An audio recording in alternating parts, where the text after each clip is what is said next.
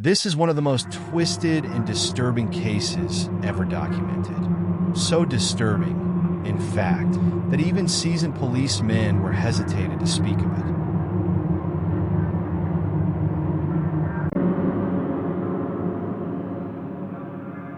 I'm Officer Bradley. I retired from the force 10 years ago at the ripe age of 50. I'll begin with a story from my 20 years as a police officer that stuck with me like a deep thorn. January 17th, 2005. We got a call about a woman who had locked herself in her bathroom. She said her boyfriend was trying to kill her. My partner Mason and I arrived at a house on the end of a street. The lampposts flickered yellow, and the wind danced the trees and bushes.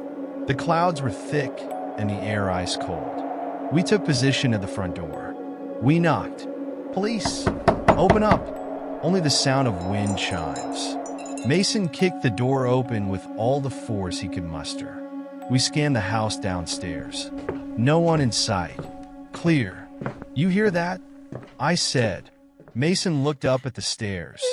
Gentle cries, so subtle, and as if muffled behind a door in a room.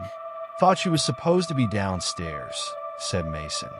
We made our way upstairs. "Ma'am?" "It's okay," I began. "You're safe now. No one's going to hurt you." The crying stopped abruptly, as if someone hit pause. Then it started again. "But he's still here," replied the woman from inside the bathroom. My partner and I checked the entire house. "No one's here, ma'am. You're safe." Downstairs, the front door slammed shut. My partner and I gave each other a gaze, and I could notice his brow sweating despite the cold night. I used my head to gesture for him to take a look. He stood from atop the stairs and looked down at the front door. "Just the wind, I think," he said. Then a gentle voice came from inside the bathroom. "Are you sure, Officer Bradley?" the woman asked. The entire night at that scene, neither my partner Mason nor I used our names out loud. Not once. "Ma'am, do you need help or not?" Mason was agitated. "We need to know you're okay. So step back because I'm kicking it in." A part of me believes Mason was more eager to see the woman's face, to find out who she was and how she knew what she did. "You want a peace of mind?" "No, hold on," I said. "She might be sitting right by the door. We don't want to hurt her." Then she said it. "Officer Bradley, tell Mason that if he touches this door, I will visit his family in the late hours of a certain night and break down a door of my own." The woman's voice was an octave deeper when she said that. My partner turned pale and his hand shaking when I saw his reaction to those sinister words. I couldn't stop him from kicking in that bathroom door this time. But when he did, we found nobody inside.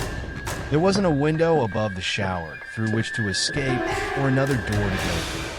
And yet, we were certain that we just had a full conversation with a woman behind this door. We scanned the entire house, including the backyard, one last time, inch by inch. Nothing. My partner and I communicated non-verbally the rest of the night. So when it was time to leave, we gave each other a look and left the house without even looking back. Now this is the part of the story I haven't told anyone, not even Mason. We were sufficiently disturbed. I didn't want to tell him what I'm about to tell you. When we left the house, I drove us back to the station that night. He probably thought I didn't notice, but his hands were shaking too much to drive comfortably. He doesn't drink coffee. As I reversed the cruiser out the street, Mason didn't look back at the house. But the truth is I did, and I sincerely wish that I hadn't. I looked and squinted at a garbage can by the side of the house to see a strange, dark figure kneeling by the gate, as if watching us leave. And as we finally drove away, as the house became more and more distant in our mirror, the figure slowly stood itself up. And I'll swear even today that as it stood up, it didn't stop rising until its head peeked over the roof of that two-story house. Thank you for staying with me until the very end. If you enjoyed this journey into the shadows, please hit that like button and subscribe to the channel. Your support helps me bring you even more gripping and thrilling experiences. Until next time, stay curious.